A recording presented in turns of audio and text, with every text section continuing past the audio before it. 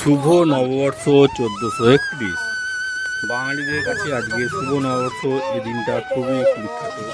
সব বাড়িতে দোকানে অথবা মন্দিরে পুজো দেওয়া হয়। এটা আমার একটা দাদার দোকানে পুজো দেওয়া হচ্ছে, অঞ্জলি চলছে। এই যে কুটু, বাড়িতে একটু পুজো দেওয়া চলছে। মা আমার